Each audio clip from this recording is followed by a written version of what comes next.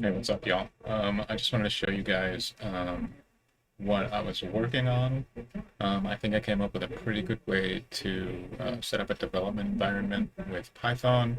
It doesn't involve like installing Python and using Python virtual environments and all that other stuff. It's pretty simple, and it should only just take a couple of minutes. So first. Let me go to a repository that I set up. This is just a test, so I haven't put it on our organizations in any of our repos. Um, but basically, this uses Docker and VS Code so that you can just remotely connect directly to a Docker container that has all of the um, dependencies already installed. So let me show you what that looks like real fast. Okay, here I have my regular VS Code, and before you start this, you're gonna need to have Docker installed on your system. And I think if you're using Windows, you probably have to have WSL on your system as well for Docker to work properly. If you go to the Docker website, they'll have instructions on how to install that and everything.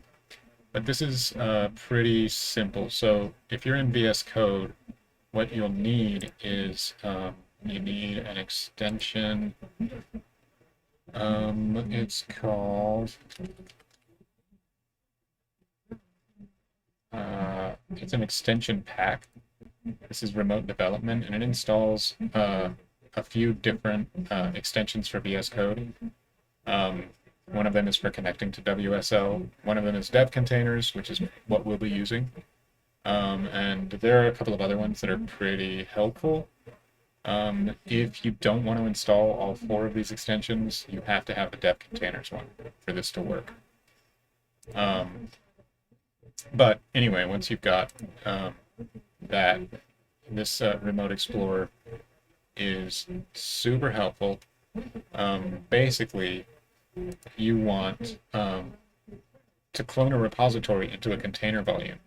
And I've already got this repository set up with a Docker file. Now this is strictly for the the the server. And what this has is Alpine Linux already installed. This work directory is the directory inside of the virtual environment, which is what the container is, where everything will be mounted. And then it copies this requirements.txt, which is all of the Python dependencies that I need. And then basically what it does is it installs Git, so you can do all the Git stuff that you need from within the container. And the requirements for this are just a couple of things for the server. The server is actually Sanic, which is a server-side framework for Python. Jinja 2 is just for doing HTML templates on the server side, and then Sanic ext is something else. Anyway, what's super important is the Docker file. And the other stuff that I have in here is the source folder where basically I'm going to be doing the development on the server. Back to VS Code. So we're in VS Code. I don't need that right now. If I just clone repository and container volume, you can see up here, clone a repository from GitHub. That's what we want. And for right now, this is on my GitHub profile, and I need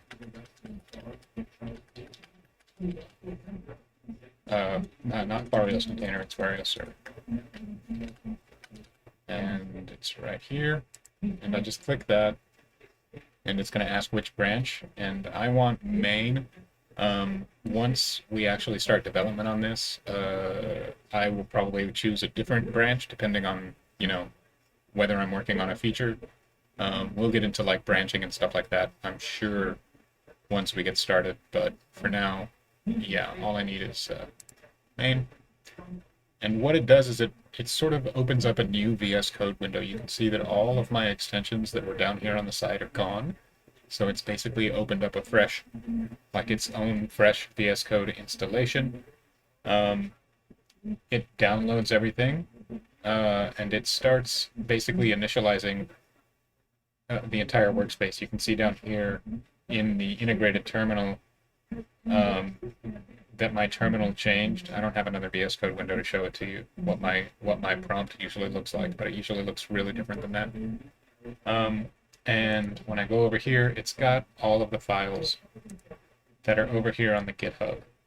And that's pretty much it, you know, like this is the server.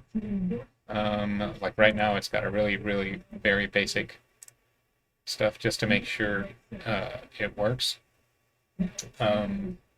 And for now in the README, I've got all the instructions for making this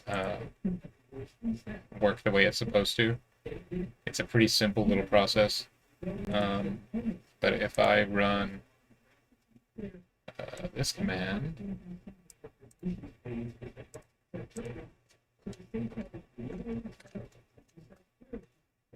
it starts up this server. I don't need these right now. And if I just click that, go over here right now, it's working the way that I expect. And it's like totally painless to get that set up. So I think I just wanted to show this to you guys so that we can start considering it as a way to create our development environments without having to go into all that trouble with Python. All right, that's it. Y'all have a good one.